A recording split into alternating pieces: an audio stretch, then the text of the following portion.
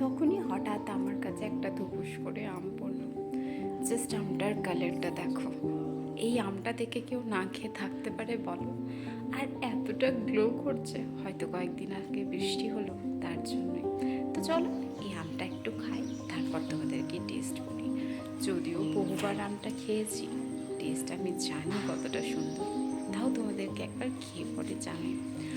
অপূর্ব খেতে, জাস্ট অপূর্ব। ওয়াও! আজকের ডেটে কোন মানুষের এত সৌভাগ্য বলো তো, যে আম গাছের নিচে এত সুন্দর সুন্দর পাকা পাকা আম খাবে। এই জীবনটা না এখন অনেকের কাছে ড্রিম হয়ে গেছে, আর আমরা এই ড্রিমে পাচ্ছি।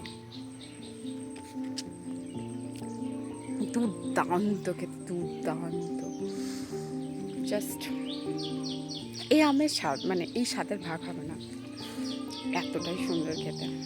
বাজারের আম ভালো, খারাপ বলছি না, বাট এই গাছ পাকা আমের স্বাদটা অনেক অনেক। এই আমটার ভেতরে একটু রেশা রেশা যে ব্যাপারটা থাকে সেটা একটু বেশি, তবে খেতে অপূর্ব। একটু দাঁতে লেগেছে আর কি, জাস্ট এইটুকুন প্রবলেম। আর এটা চোখাগুলো এত সুন্দর যে চোখাটাও তুমি খেয়ে ফেলবে। তারপর চলে এলাম পুদিনা তুলতে, কারণ পুদিনা তুলতেই আসলে এসেছিলাম, তাই একটুখানি পুদিনাটা তুলেই নিই। পুদিনা তুলতে না অনেকটা সময় লাগে, তাই আমার একবার করে খুব বিরক্ত লাগে। কিন্তু পুদিনার চাটনি আমার এতটাই প্রিয় যে আমি যদি না বাটি তাহলে হয়তো খাওয়াও যাবে না।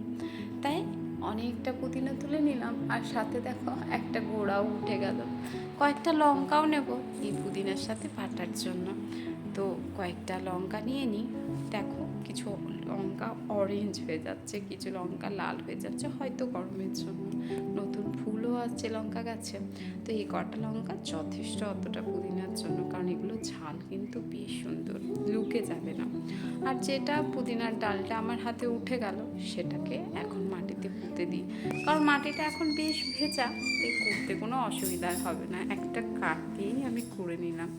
এরপর এটাকে মাটির মধ্যে দেবে দেবো, কারণ এটা তাহলে আবার জীবিত হয়ে যাবে আর বংশ বিস্তার করবে। এইটুকুন জায়গাতে পুঁতলাম, কিছুদিন পর দেখবে এটা অনেকটা গ্রো করে গেছে, অনেকটা জায়গা